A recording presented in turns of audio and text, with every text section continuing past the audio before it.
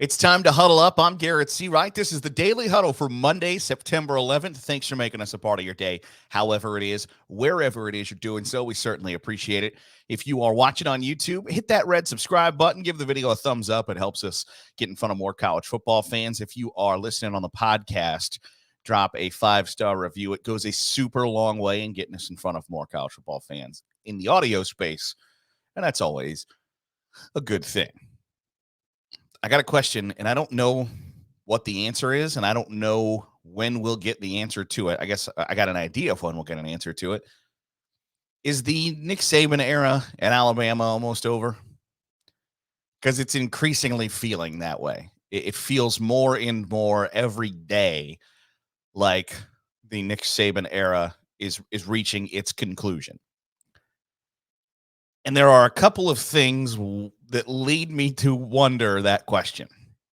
The first one is the biggest one. It seems the most unlikely pairing.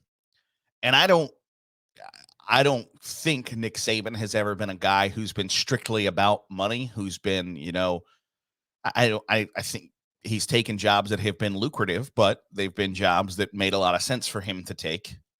And jobs that ended up being pretty good fits outside of the Miami Dolphins, which if they had just signed Drew Brees, probably would have been a better fit. But that's another discussion for another day, maybe a What If Wednesday coming up. But Nick Saban's never been about the money. He's never been about the, pounding the table, at least not publicly. Maybe behind the scenes, he's Scrooge McDuck and a tyrant. I don't know. But his public persona has never been about money. It just hasn't. And yet, either he made a decision strictly for money, or I don't know what the other alternative is, because the pairing of Nick Saban with Pat McAfee is about as odd of a combo as you can imagine.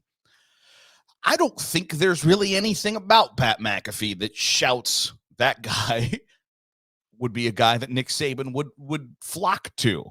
And yet, this went down on the Pat McAfee show last week. Every single Thursday, we will be getting the incredible opportunity of chatting with head coach of Alabama, Nick Saban.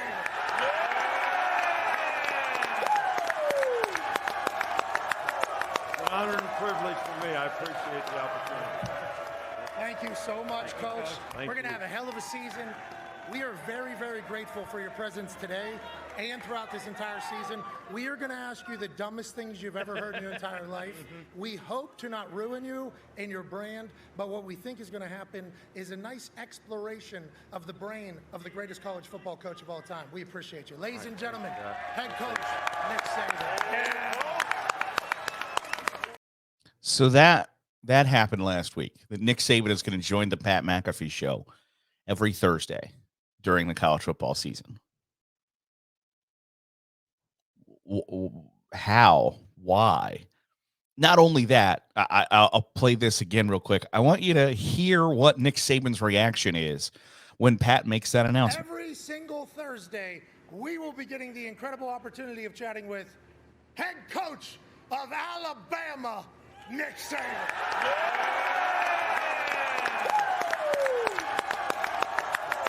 An honor and privilege for me. I appreciate the opportunity. It's an honor and a privilege for me, and I appreciate the opportunity. What in the world happened to Nick Saban that appearing weekly on the Pat McAfee show would be an honor and a privilege? That does not make any sense. What we have known, what we've grown to know about Nick Saban is that Pat McAfee would be pretty far down on the list of folks that he would be like, hell yeah, this is awesome. Let's do that. That is not Nick Saban. And yet, I don't think he's BSing there. I don't think that he is looking at this as if like, okay, well, you're going to pay me to do this. All right, that's fine, whatever. I don't get that impersonation. I don't get that impression from him. It looks as if he's like, yeah, this will be fun. So how did Nick Saban get to be a guy who's worried about having fun? I don't know how logical the answers are, but there aren't many of them. There aren't many answers that make you go, okay, you know what? This offseason, Nick really lightened up, or what? Like, because all of those roads lead back to this is it. This is the end.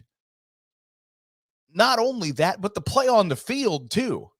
Alabama knew that they had a problem at the quarterback spot, and they didn't really try all that hard to fix it this offseason. Supposedly, they made a somewhat run at Drake May, who I guess didn't want to win a Heisman Trophy or compete for national championships, but again, a topic for a different show. But they didn't hit the portal all that hard. They didn't try to entice anybody outside of Drake May, reportedly. There were some quarterbacks that could have been had. And they stuck with a guy in Jaden Milroe that they're like, it's okay. We'll figure it out. He hired an offensive coordinator that made Alabama fans and probably himself go, as long as somebody's calling the plays, it'll be fine. You know, we've got something to hang our hat on of he was pretty good at Notre Dame.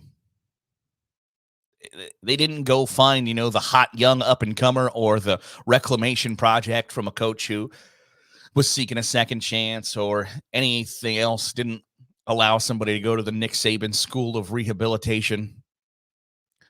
They just hired a B-tier offensive coordinator from another Power 5 program, and that was it. So a newfound, I don't even know if it's a newfound sense of fun or joy or what the emotion is that he's like, it's an honor and a privilege to be on the Pat McAfee show. If I told you 2 years ago that Nick Saban would ever mutter the words, it's an honor and a privilege, and I'm looking forward to it, when Pat McAfee announced that he was going to be on the show every week, you'd look at me like I had 8 heads. Because it just doesn't make sense. It's not a marriage that's like, oh, you know what? Actually, that tracks. Because it doesn't. So I don't know what happened outside of that. This is it. And by God, this guy's going to enjoy his last go round. Now, it didn't look like he was really enjoying what was going on in Tuscaloosa Saturday, and he shouldn't have. But at the same time, it was to be expected. That was not going to be the way Alabama is currently constructed. Isn't a team that allows Nick Saban to go out on top if those are the decisions that he'd like to do, if that's the decision he'd like to make. If he wants this to be the last ride, and part of me waffles on this. Part of me wonders if Nick Saban is I want a farewell retirement tour where other schools are going to give me a rocking chair and all that stuff. Or if he just wants to somewhat nonchalantly ride off into the sunset. Because every college football coach has an ego. It's true of everybody, even the ones that tell you they don't, and they don't read or listen to or hear any of the things that are said poorly about them. They all do. They all have an ego. They all listen. They all read. And it's part of why I appreciate Deion Sanders, where after the win last week, he's calling people out because they know, the reporters know that Deion Sanders reads that stuff. The reporters know that every college football coach reads that stuff, listens to the radio, listens to podcasts, watch TV. It's there. You can pretend it doesn't happen, but it does. And I don't think Nick Saban he's never struck me as somebody who is a complete egomaniac. He almost just struck me as if somebody who's somewhat introverted, who happened to end up being really good at his job and has to deal with and put up with all of the things that come with that territory, more than I want the focus to be on me. So I think if I had to lean one way or the other, I would lean towards the current hypothesis that this is it. And that after the bowl game, Nick Saban's going to ride off into the sunset and it's going to launch one of the wildest coaching carousels that we've seen in a long time, because there are a lot of people who have a lot of thoughts on who should replace Nick Saban as Alabama's head coach, and I don't know that any of them are going to agree on what that answer is. Again, different topic for a different day. But at some point, he's going to call it quits. And at some point, it's going to be a interesting search to replace him. Frankly, I can't wait for that day. And frankly, I don't think it's that far away, because you couple that, the Nick Saban joining the Pat McAfee show every week, and it's likely I'm reading too much into this, but it's just such an odd pairing. You couple that with the offensive coordinator hire and their kind of lackadaisical approach to finding a new offensive coordinator, with this video after they lost on Saturday. Take a look, listen to this. I do think that there was a great atmosphere out there. You know, our fans did a tremendous job. We appreciate the support. It was fantastic. And, you know, it's a privilege to play in games like this. It's a privilege to play at the University of Alabama. It's a privilege to play where you have such great tradition, and it's a privilege to play where you have such great fan support. So we really appreciate it. Thank you. What would make Nick Saban become so introspective so often? A change in perspective. What would change Nick Saban's perspective? A large career decision. That is the exact opposite of who we've known Nick Saban to be. This intense, hyper-focused guy, always worried about getting better, becoming championship level, being excellent, and how we can be the best. That was not the man in that video clip. That's not who that was. The guy in that video clip was a guy who was introspective, who, despite taking a bitter loss at home for the first time in 15 years in a non-conference game, 16 years in a non-conference game,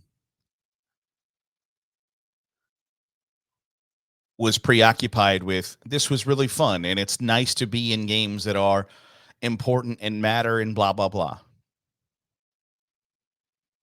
It's the exact opposite of who we know Nick Saban to be. And so I can't help but kick around the questions of, well, why would he act like that? Why would he have that thought process? Because things are different inside that dome. Well, why are things different inside that cranium? Because he knows something that we don't. And he just keeps tipping us off, I think.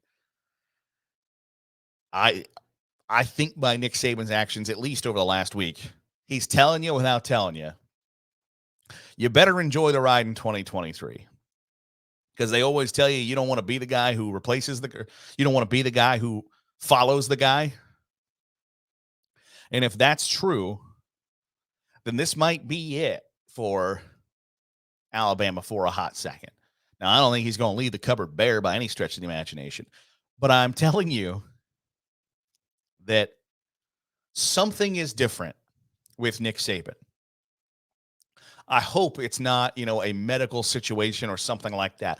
But something has caused Nick Saban to become introspective and retrospective, appreciative, because he's right. It is a privilege to play in games like that. It's just he's one of the last guys you would expect to be the one to say that, especially after a loss, especially after the loss that they took, where you can read into some of the way they played of like, this is going to be a long 2023 season if things don't get markedly better. So it's just, there's something up. And I don't want to sit here with my college football tinfoil hat on and take it any farther than that. I'm just telling you that the actions from Nick Saban continue to show that at best something is different. Something is up, and he knows something that you don't. I just happen to believe that that's something that he knows is that every time he gets on the chartered plane, he might be going, I'm not going to miss this, or I'm going to miss being on this plane with these guys, but I can't do this anymore. Or every walk to the stadium, every pregame meal. I just think he's tipping his hand, and I don't think he's going to be all that quiet about it. That I think if somebody were to ask him, like, Nick, what's your future look like? He might just flat out tell you. But I think he's kind of banking on the fact that nobody's going to ask that question. But something's different. I don't know what it is, but it's undeniable that there has been a shift in perspective, or at least I think perspective is the right word. There's a shift in something that makes you go, why is he thinking that way? And when you kick that around in your head long enough, there are logical conclusions that you get to. Yesterday, we talked about Mel Tucker and Michigan State. And after having some time to think about it, I might have been misguided in my slight praise for Michigan State. It seems as if there are only two options. Either Michigan State has known since last December that these accusations were levied against Mel Tucker, and they didn't do anything because they thought the public wouldn't find out, or they threw away Mel Tucker's due process. They didn't have a media reaction, for if the media found out, because they thought the media would never find out, or they threw away Mel Tucker's due process to an investigation because of the media reaction that they thought would never find out. Because I gave us a little bit of praise to Michigan State for, hey, this came out, and the podcast was up yesterday before Michigan State's 5 p.m. news conference where they said, hey, we're going to suspend Mel Tucker without pay, blah, blah, blah. And then they were like, well, we didn't know that there were sexual misconduct allegations. Well, wait a second. So you were made aware last December that Mel Tucker had acted inappropriately.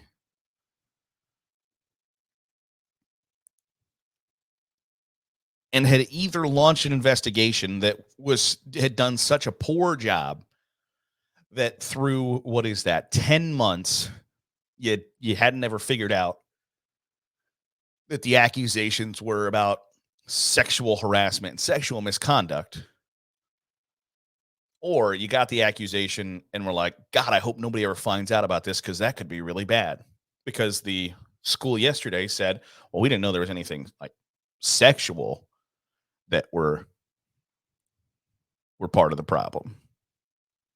And kudos to their, Title IX office and their, the folks who their job is to keep this stuff under wraps, because you didn't find out about it until the accuser wanted you to find out about it.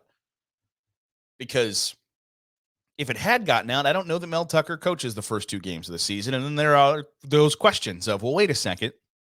How does a guy under investigation for sexual harassment coach the first 2 games of the season? How does that happen? And I think those are fair questions. And I don't know that we're going to like the answers from Michigan State, because in reality, the answers are, well, it wouldn't have looked very good. You know what looks not good? Having it come out after the fact, after the season has already started. Because people pretty easily put 2 and 2 together, and they go, well, wait a second, this came to you in December of 2022? And either you haven't put together an investigation to find out what actually happened, and truthfully, there might not be a way to put together an investigation to find out the real baseline facts to find out, because right now he said, she said. It's not a great place to be for the school, but that's the reality of the situation. Either you haven't put together an investigation in 10 months to get enough answers for whether this guy should still be your football coach enough, or you did, and you just hope nobody would ever find out about it. Neither one of those options is great. Neither one of them is good. Neither one of them should instill any we've got competent people running this university. And it's also bad because it's a university that has had problems in this aspect in the past by a doctor and accusations against a past football coach and a current basketball coach. If people start to question whether anybody at your university has a spine, that is a bad place for your university to be. And it is all completely self-inflicted. And it happens seemingly once a year, sometimes more, where you just have to sit here and, as an impartial, unbiased observer of college football, college athletics, where I have to sit here and think, how hard is it to do the right thing first? It's not difficult. It's not hard. People just think it's more difficult and then hope, God, I hope we do the wrong thing and nobody ever finds out that we did the wrong thing.